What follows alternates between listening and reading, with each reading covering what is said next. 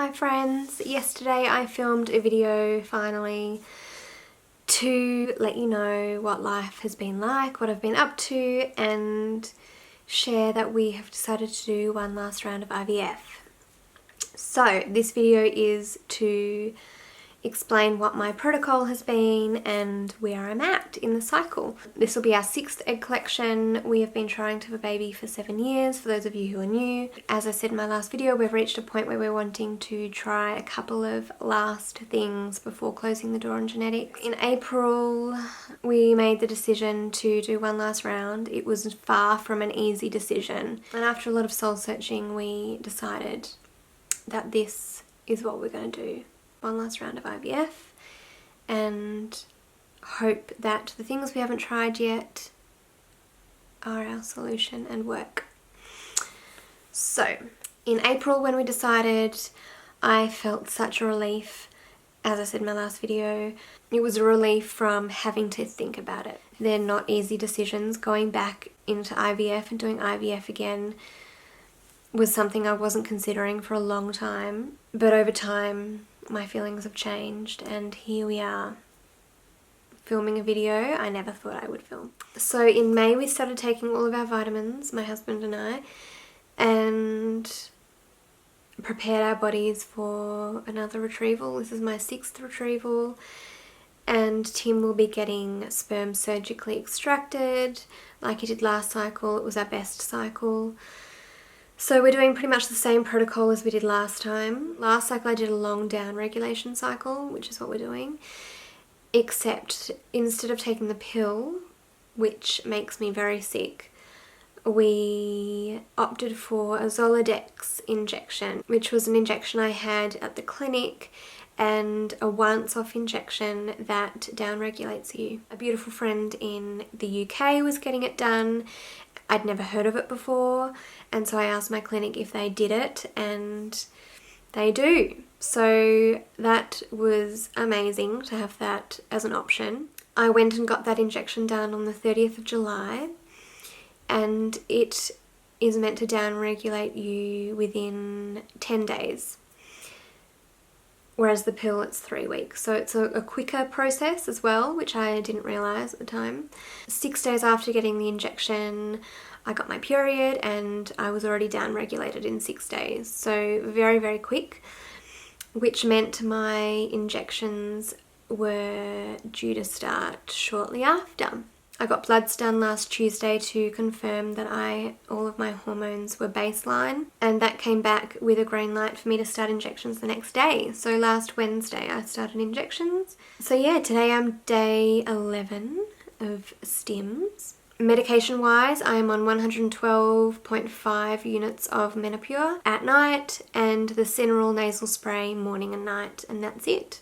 So it's a pretty straightforward protocol. I'm on the lowest dose I've ever been on. My last cycle I was on 150 units of Menopur, which was then reduced, I think around day 6, stim day 6, it was reduced to 118. But this time I've been on 112.5 throughout and it's not changing. I had my first follicle scan and bloods check on Monday this week. That scan showed that I had 14 follicles on my left, no, 14 follicles on my right ovary and 17 on my left. They were all a similar size. Leading up to that scan I was a little bit worried that the lower dose of Menopur wasn't doing anything because I wasn't feeling any twinges or any kind of fullness in my ovaries. Still early, so you know, I didn't let myself freak out too much, but it was a relief to see that there's something happening there a lot.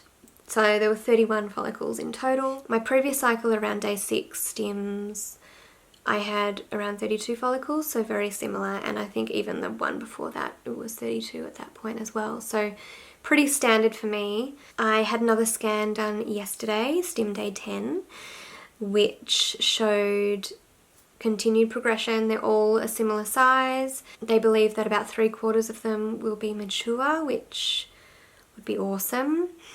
Usually there's a few really leading dominant follicles that kind of stuff it up or prevent the others from catching up, the smaller ones from catching up. But it looks like they're all a pretty similar size at this point.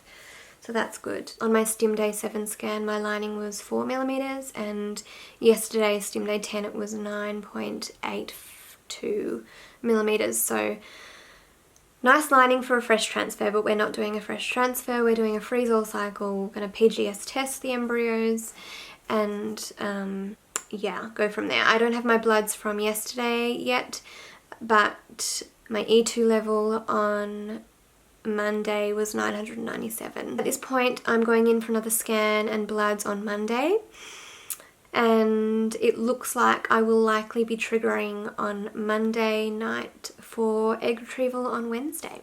So yeah, it's all happening. I'm trying to take one day at a time and not overthink, not think too far into the future. I feel like the mental break from thinking about infertility and IVF I had from May to now really helped me. Just that little break was everything I needed to reset, recharge. I've been in a pretty good headspace. I have had a few anxious days here and there where I've just felt like I can't breathe all the way in. I've tried to shift my energy where I can. Even as I was driving home from my scan yesterday, I was starting to worry a little bit about COVID, and you know, we're in lockdown at the moment in Melbourne, so the retrieval potentially being cancelled, there's been no mention of that, but it's just those little worries and fears that crept in, which I tried to immediately remove from my mind. But yeah, I mean, so far so good. This cycle's going really well, and obviously I know better than anyone that a lot of eggs doesn't mean a lot of embryos. So knowing our history, I'm hoping that we get a lot of good eggs and a good fertilization rate. I'm also hoping that the lower dose has helped with my egg quality this time around. I haven't really thought too much about me being 2 years older than my last IVF cycle and what that might mean for fertilization. I'm really trying and doing a pretty good job at just focusing on one thing at a time. So that's where we're at the moment. My trigger will be Pregnal 10,000 units. That's what I was on last cycle, and it was my best cycle. I had 18 eggs collected, 15 were mature and 6 fertilized, so a low fertilization number. I'm just hoping for... Anyway, there I go again, going into the future, but yes, take it a day at a time. I'm trying not to compare the cycles too much. So yeah, we're doing a freeze-all cycle. There's no immune meds at this point. We're just purely making embryos and trying to get some good quality embryos. A few of you have requested I share the vitamins and supplements that Tim and I have been taking the last few months, so I will do a separate video about those. For now, I'm going to wrap it up here. I hope you've all been really well. Take care, and I will see you really soon. Bye guys. I feel like I've been here before, familiar with the view. This ain't nothing new, and every time that you walk through the